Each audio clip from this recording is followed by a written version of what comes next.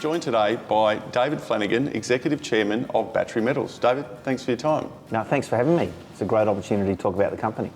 Traditionally, Mozambique focused, but you've dealt on that asset. What does that transaction mean? Yeah, so Battery Minerals was completely focused on developing 2 graphite projects in Mozambique, and we did everything. We drilled out resources, converted to reserves, we made batteries, we did all the downstream test work, we got it permitted, we got the mining leases granted, we built a school, we built a medical facility, we built a tailings dam, we built a 200-man camp. But the way to extract the maximum value for the benefit of shareholders is to be able to participate in the downstream processing. So the downstream processing to the battery. Now, we could either build that capacity in the company or we could find a way to buy it in. The best way to buy in that capability was to actually vend the whole project into another company with all of that capability. And we're now the second largest shareholder in that company called Tirupati, and they will sole fund development of that project whilst we advance our Australian projects. And that's basically what we've done. They've got 30 years of heritage doing graphite stuff. They've got graphite businesses that are currently making money. And right now we'll focus on our Australian assets and we'll be able to do very well there.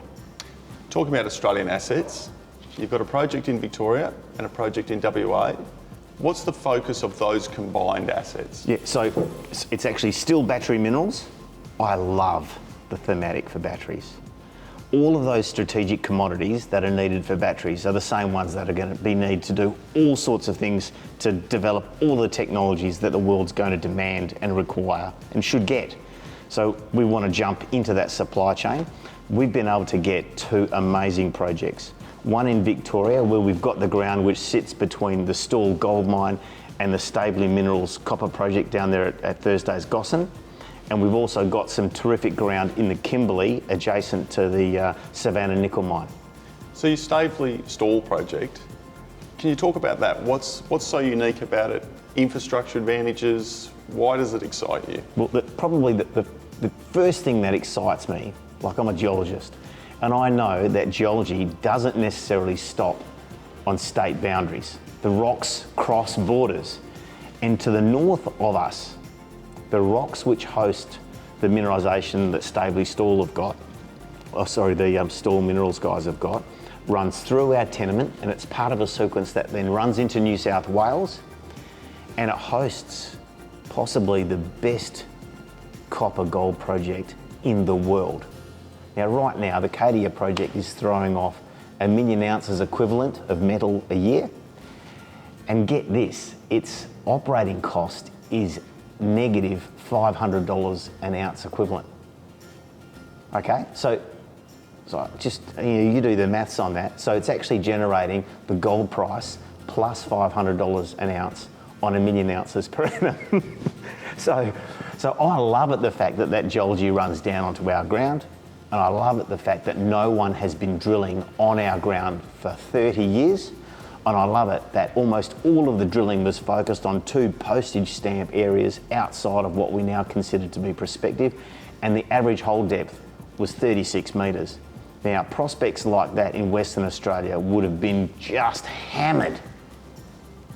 So we're going in there now, we're talking to people, we're getting on the ground, we've drilled 190 holes since May, and we think that we're, over time, going to be narrowing our focus on a red hot discovery. And again, it's also handy to be 5 kilometres from the massive Stawell gold mine. What's the work plan there look like, and what do you expect over the next 6 to 12 months from that project? Yeah, so in there at Stawell, we're basically going to spend about $3.5 million there over the next year. And that's probably going to be about 30,000 metres of RC air core drilling and maybe 3,000 or 4,000 metres of diamond drilling, probably be a few different geophysical surveys to follow up. But that's quite a bit of work in all of that. And while we're doing that, we'll be focusing on our Kimberley project as well. Talking about the Kimberley project, a unique acquisition brings a fantastic partner. How did the project evolve and how did the opportunity evolve? That Russell's project is cool for so many reasons. So through my dealings in the Pilbara, developing mines where we, spend a lot of time working with Aboriginal people, we developed relationships which have kind of spread across Western Australia. And some of the Aboriginal people in the Kimberley are sort of either good friends or related to Aboriginal people I dealt with in the Pilbara. And a couple of them picked up a tenement and rang me and said, "You want to have a look at this?" Anyway, so we have a look at this tenement. It's 25 k's from the Savannah nickel copper cobalt mine. There's been 13 holes drilled on it. Each hole got better than 0.2% copper. There's 16 kilometres long of rock chip samples up to 30% copper. And you can find lumps of copper sticking out of the surface. And in these drill holes, we've gone back and found nickel sulfides. So there's ultramafics inside reacted sediments with native copper on the surface. And it just sort of stinks of metal. So we acquired the project off these guys. They are now top 10 shareholders in our company. It came with a land access agreement. We've been out there already and done deep penetrating EM, and we've found some absolutely ball-tearing anomalies along strike from where those 13 holes were drilled. Now you've got to remember, when those guys finished drilling those holes, the nickel price was a fraction of what it was today. The copper price is a fraction of what it was today. And the companies that were doing it in joint venture literally started a corporate war. So they were distracted, the ground fell over, someone picked it up, and now we're dealing with us. And we plan to be on the ground there drilling at the break of the wet season, March, April. We hope to get out there. And we've got some rip-snorting anomalies.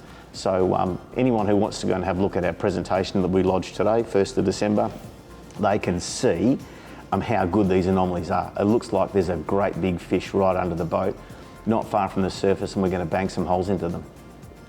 Excited, as always. I'm pumped. A great plan ahead, clear workflow across two very, very unique projects, great partners, well funded, exciting times ahead for Battery Minerals. David, thanks for your time. No, thanks. I've got to add, right, just to sort of come in, this Tirupati deal is going to give us $12.5 million in cash and shares, plus a few million that we've got. Like, you're right, I think we are raring to go. Thanks very much.